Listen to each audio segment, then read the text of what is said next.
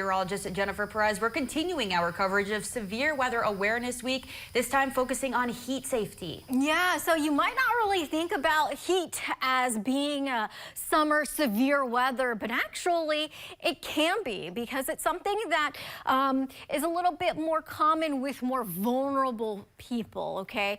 It's something that we don't really think about a whole lot because, of course, we think about severe weather and we think about hail and we think about tornadoes and damaging winds, but actually, according to NOAA, heat is the top weather-related fatality in the U.S. So that would be extreme heat. In the 10-year average, we average around 101 heat fatalities, and the 30-year average is 136. And most of those occur in those big cities, and a lot of that has to do with the urban heat island effect, which a lot of you folks know, those concrete areas, right? They absorb a lot of that heat. They don't really reflect a lot of those UV rays back into the atmosphere. Asphalt is a really great absorbent of heat, and that's why typically in cities as compared to countrysides, it is typically warmer and sometimes at least 10 degrees warmer than other areas. If you're along the coastline, it's typically a little bit cooler there along big bodies of water. That's why we want to remind you of what some heat dangers might be. So we're going to go through some heat safety tips and some heat dangers. Heat exhaustion occurs when you start to feel a little bit more faint or dizzy. You might have a more weak or rapid pulse. You might encounter some muscle cramps with heat exhaustion. As compared to heat stroke, that's when you tend to have more of a throbbing headache. You might become a little bit more red, hot. You'll likely have dry skin.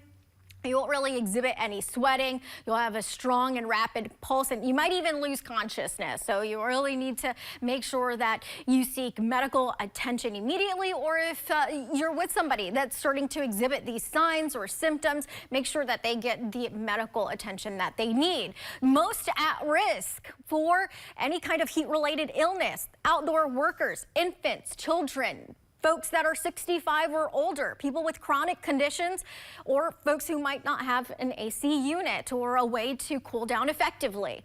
So here are some tips that we want to remind you of. We'll start off with hydration. Make sure you're minimizing your caffeine intake, your sugar intake, your alcohol intake as well. Make sure that you're drinking a lot of water. We always push hydration, but you want to drink water before you actually get thirsty. And probably the most effective way of drinking water is small sips, because your bloodstream will absorb it faster as compared to if you're just chugging water. All right, electrolyte drinks, hourly water intake, and make sure that you're eating a lot of fruits and vegetables that are high in water. Staying cool, make sure you're avoiding peak daytime heating of the day.